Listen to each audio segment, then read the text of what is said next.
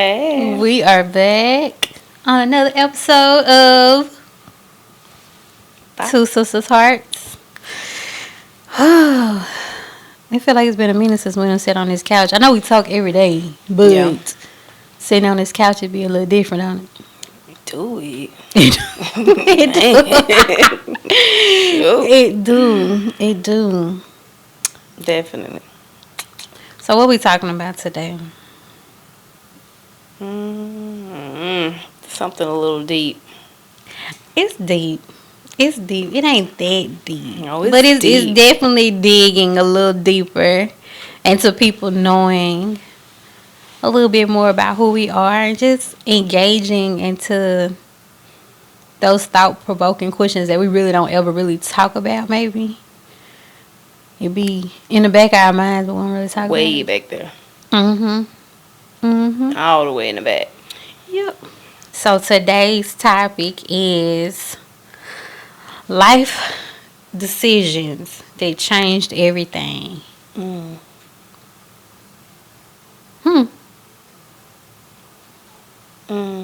What you think about that?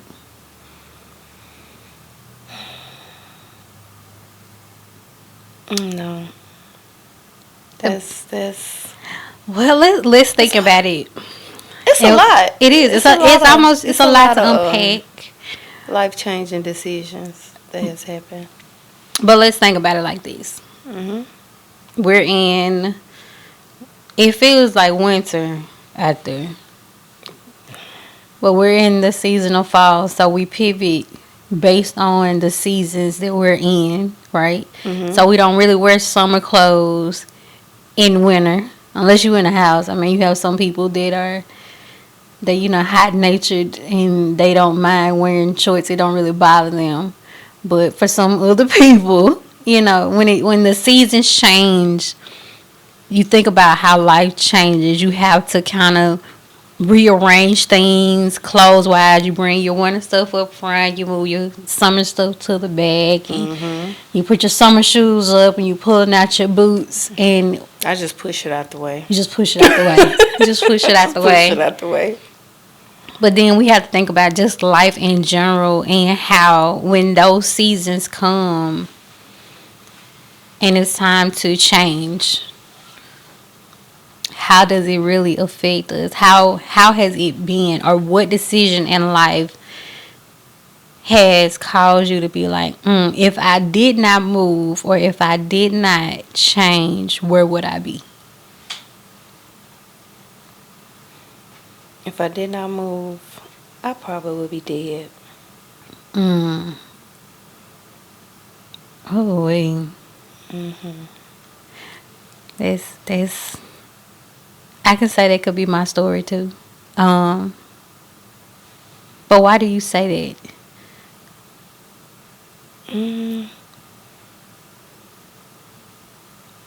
And what made they say I've heard older people saying, I promise you I understand it to the depths of my soul now. They say, baby, just keep living. Oh, yeah. And now that you living, life has happened. And we talk about the kids too, of we are able to see their locations via Find My iPhone or Life 360 and all of these type of things. And we didn't even have all of that when we were up and moving around and doing things.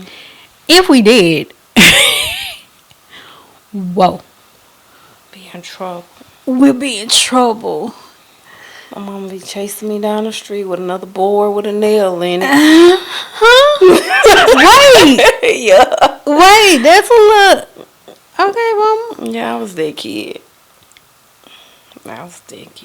So what was the pivot that made you go from being one step towards a grave to being where you are now?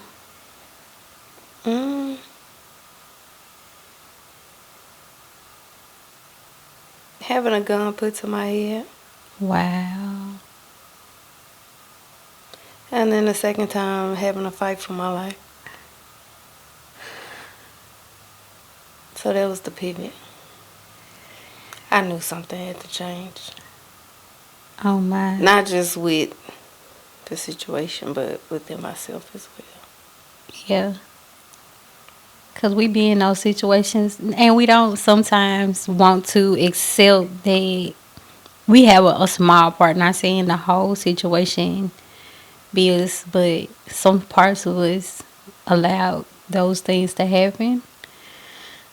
And we have to recognize that it's time to, what they used to say, hew to the line, or that line gonna hew to you. And Yeah. been there, been there.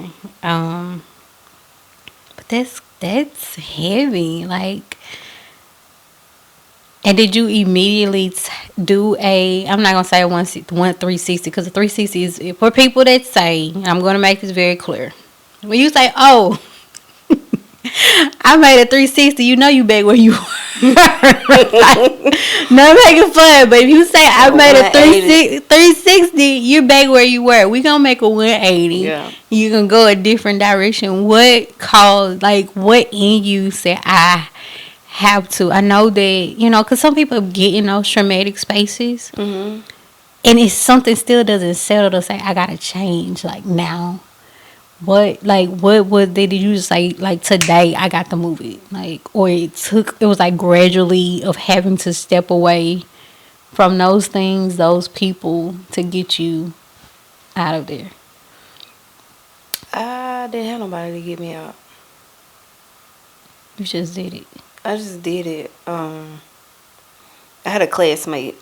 She died. Mm-hmm. Her boyfriend shot her in the head. Mm-hmm. Then pulled a gun on herself. That was a wake-up call. So, after I had the gun put to my head, I was like, I'm done. Yeah. This is it. I'm not doing this no more. No. You just recognize then that, God has so much more purpose on your life when He let you walk away. 'Cause like you I said, knew he had a purpose for me, because after the second time, when he tried to pull the trigger, it jammed. What? Like, stuck. And I tried to pull it once, but tried to pull it twice, and it was stuck each time. Favor. Like, those angels that He say is like, Oh, yeah. encamped around you all the time, and you have and we talk about that too, Mm-hmm. because you was just like in a near life thing a couple weeks ago driving on the highway. Yeah. Ain't that crazy? Well, hold on, wait a minute. So even after all of that happened, my friend called me. She's like, I need to talk to you. I was like, okay. She's like, I'm not trying to scare you. I was like, okay.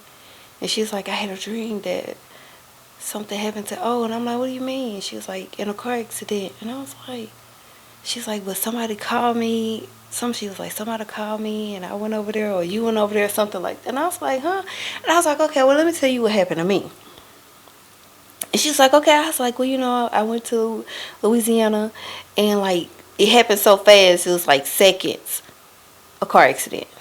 All I see is like, brake lights and the tail of the car is just moving like seconds before me, and I see the people on the side of the road. Yeah. And me going around, what appears to be a starter or a battery. I don't know what it was. I just know it was in the middle of the road. I get to the other lane, and I'm looking, and I see a dead body laying in the middle of the highway.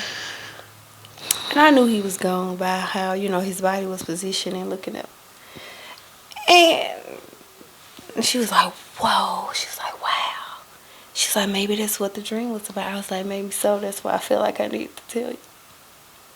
Because I know a lot of times we have dreams, and it be about people that we know, but it's not necessarily that person. It's somebody that's connected to them or to you in that way.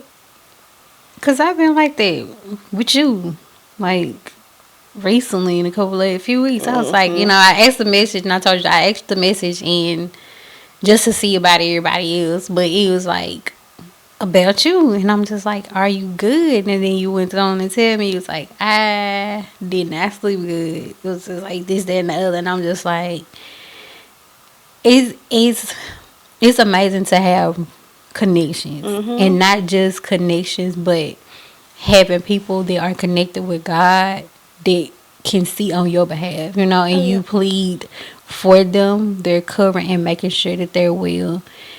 And everybody don't have that.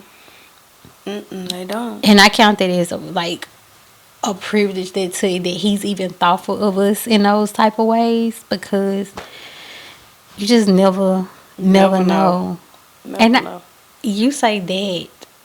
I was in a situation in undergrad where the guy told me he was gonna take me out of here, and after it had been said like a few times, I just chunked it up to whatever it was, and but this one time it hit my spirit heavy. It was like, oh, if he make it to me, oh yeah, you feel it. He gonna get me this time. You feel it. And once again, them angels that we don't never see, I get a call, and they was like, we just picked him up.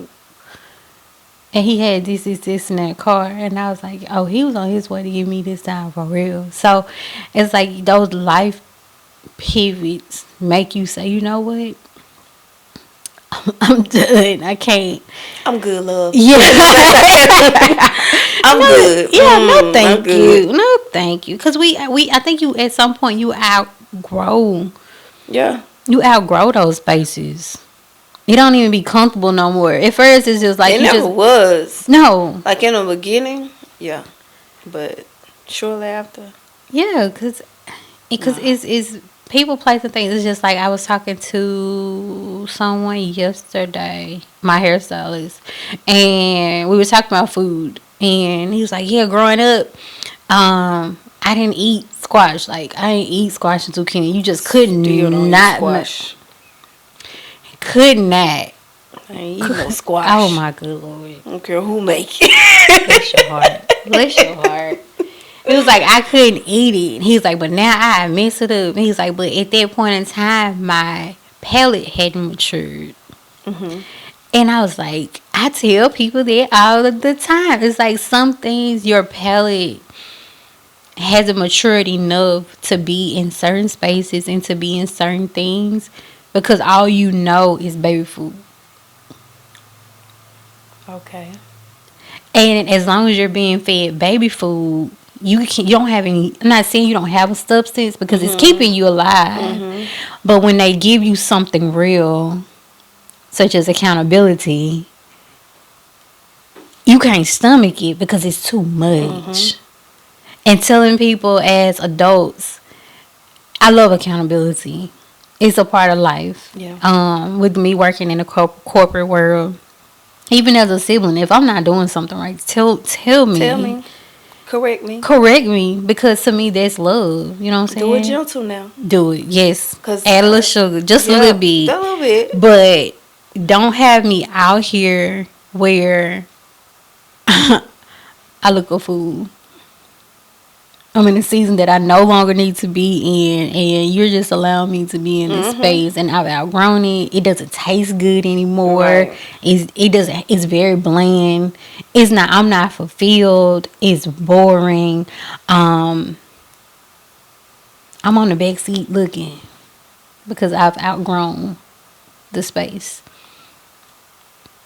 And this is something that we were just talking about too, from when we went to this conference Saturday. Oh, yeah. And it's just going peeled again into, what did she tell us about how delayed obedience still counts as disobedience? That hit a nerve. It did. Because that's me. Like, I don't do it when I'm supposed to do it, but I find myself doing it, but it's still disobedience. Yeah. Never looked at it that way until she said it. I was like, girl, you talking to me? Yeah. And I'm like, we put it in our notes for getting ready for it this week, and I'm looking at it again, and I'm like, wait a minute. Well, I already had it in the notes. This was just confirmation that, We're supposed to be doing something. We're supposed to be on this couch. Was it delayed? Just a little bit. It took a lot to get to this couch. A lot delayed. But we made it. But we made it. We made and it. and I think just because we are in the state of being obedient to not, because it's not technically for us. It's very healing for us. It's a healing space for us. But we do know that it will touch who it needs to touch. Yeah. Even for the ones that just sit and look Observe. and observe and don't say much. Mm-hmm. We know that somewhere it resonates. Yeah. And it's okay to push past if you haven't received that confirmation yet of you want to move, you want to do something different, you want to get out the job, you want to get out the relationship, you don't want to be friends anymore. It's so many things people don't do because they don't like to be uncomfortable. That's me. Oh, we know that. we know That's that. definitely me. But I'm coming out of it. You though. are. I am. I'm coming out of it. And we tell people that all the time. We tell people that all the time. It's coming. Just give it time. We're just unswaddling a little bit at a time to get you out of that comfort zone of what you are familiar with. But it's coming. But it's okay. It's okay. It's a little delay.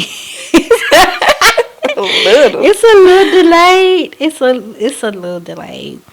And another thing, when I said life changes that cause life decisions that made things change for me, my biggest one was leaving home. When we moved, was it uncomfortable at first? It was. But see, I'm a mover. Like, if I could live a nomad life, I definitely So you like would. moving. Oh, yeah. I don't like the fact of packing stuff up. No. But if I That could part. live in, like, a luxury RV type life and not be tied down to anything, You'll do it I would in a heartbeat. in an RV? Yes. I said luxury. It have to be like I mean, has still. everything. Yeah, I don't like being tied down, even with jobs. Like, I think after a certain amount of time, if it hasn't served a purpose for me, I have to go. I have to find some excitement in something. It's just like eating the same thing every day. Like, I look to do something different every day, something. Some type of Because if excitement, not, because something I different. tell Marcus in a heartbeat, I'm bored, bro. I'm bored, and we gotta go find something. And if I don't find something, I will go do something. And most time, what I do is something permanent. I will go get a tattoo in a heartbeat. I'm trying to control it. Because my husband ain't having it. Feel with me. Ooh, wait. I would have got one like a couple weeks ago. Well, you know when I would have got it, and he didn't know.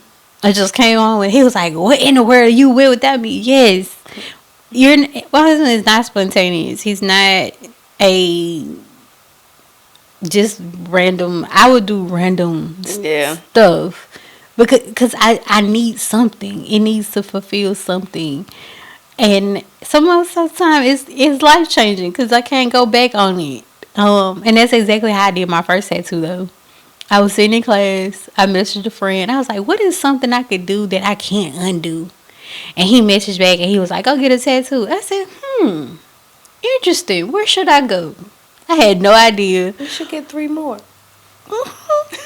It's coming. I want 5 more. It's coming. more. Literally, I messaged the guy. I was like, "Listen, you posting all these things it's getting my little spidey senses." And he was like, "Well, you want to schedule?" I said, "Don't play now, cause I put a deposit down." But nah, I like to do things different. I don't like to be. I like to go against the grain. I do sometimes, not often. Not here. Now, if I go to another state, yes. Why not here? It's nothing to do here. You sound like your niece. You sound like your niece. It's nothing to do here. Yeah. Like, I'm gonna tell you the craziest thing that I did. Okay. Went on a swamp tour. Instead of me getting on a big boat, You got on a little one. I wanted to get on a little fan boat. Ah, I wanted to be real intimate with. the gators Yeah, and the snakes.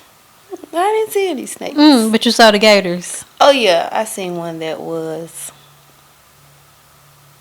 15 feet. My God, no. He was maybe this the boat. This him right here on the side of the boat. Mm-hmm. Yeah.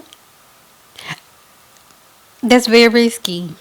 Mm-hmm. But I think taking risk keeps your life excited. It gives you more to look forward to, if that makes sense. On my list, on my bucket list. It's on my bucket list. I'm scared to hear this. Mackenzie has already done it. What? Bungee jump? At the plane. Hell no. I ain't doing it. I'm not jumping off. No, nah. That's on my I ain't list. doing it. So No. heights, I'm not scared of heights. I love theme parks. I love taking risks. I love taking challenges.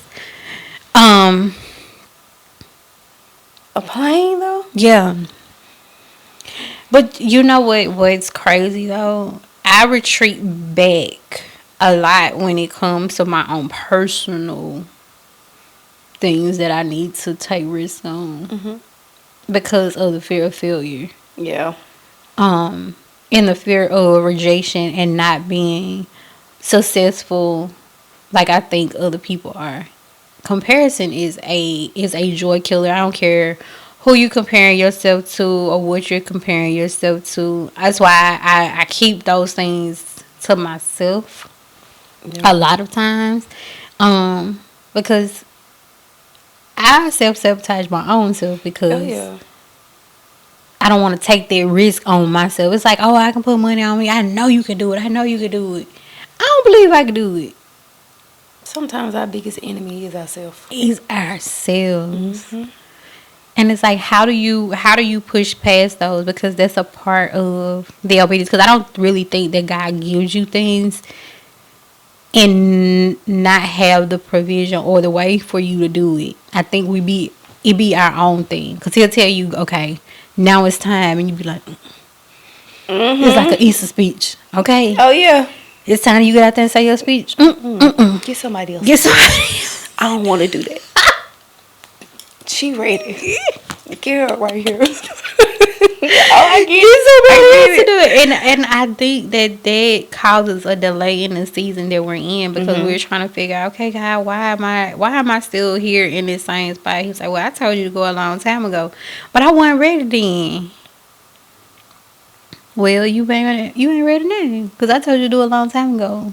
And when the provision was there, you letting the mark pass, and it's like, okay, how do I push past that? Because a lot of things we do could probably open up a door for us to be further than where we are, but we like to delay. Yep. The fear of being. He does not give us the spirit of fear, but of what? Power.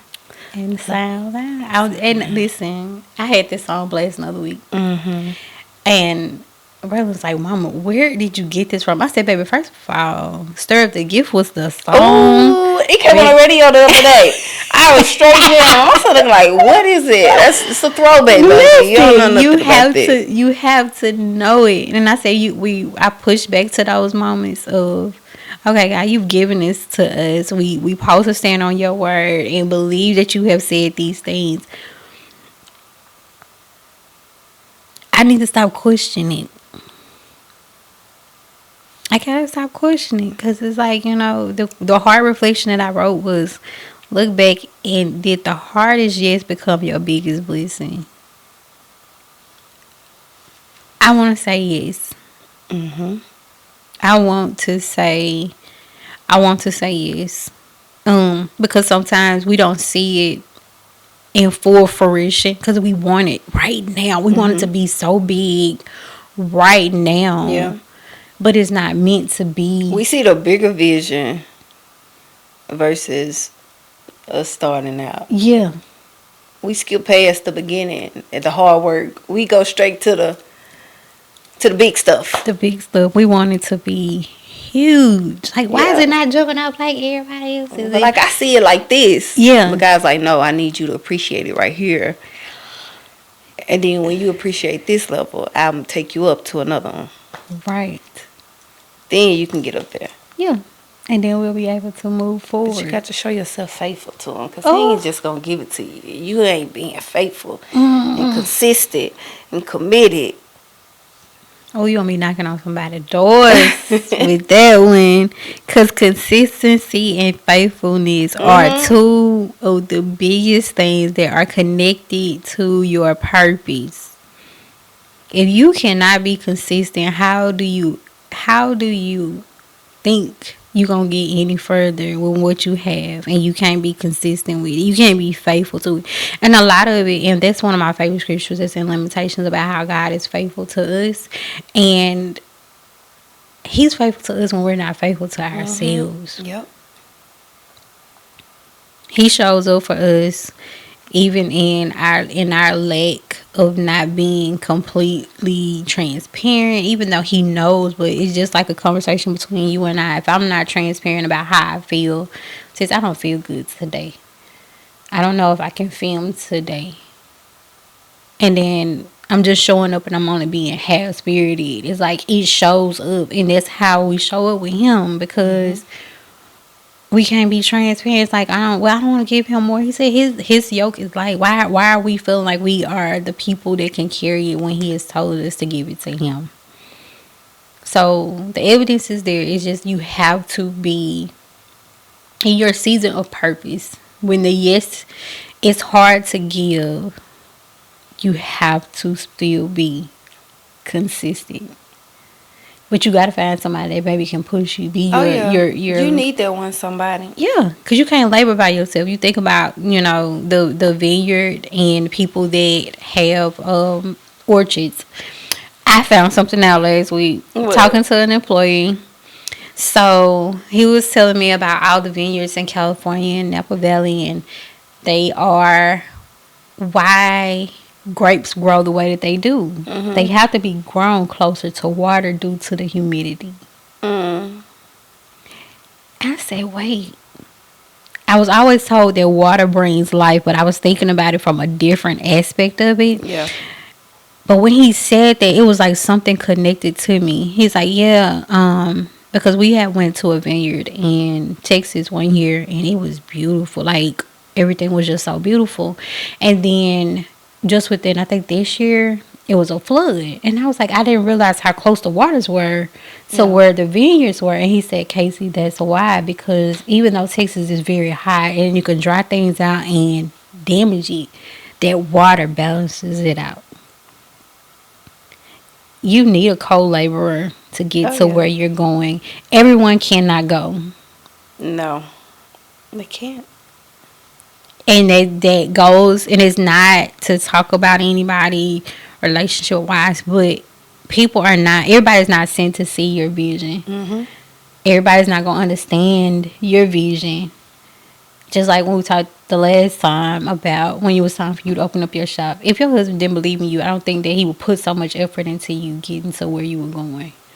So to have a co-laborer to keep pushing you to your yes, because you said yes, I'm going to do it. And he said, okay, I'm going to sit down right here. And they're like, get up, let's go. Got something. So I'm thankful for this pivot. Yes, I am too. And this yes in our season, especially to our podcast, because Yes and amen. it's coming. It's coming. Well, it has been good. Yes, it is. Life-changing decisions. So, before we go, until next time, let's share a heart. Live with heart. God with heart. That's right. We'll talk to you next time. Have a good one. See you later.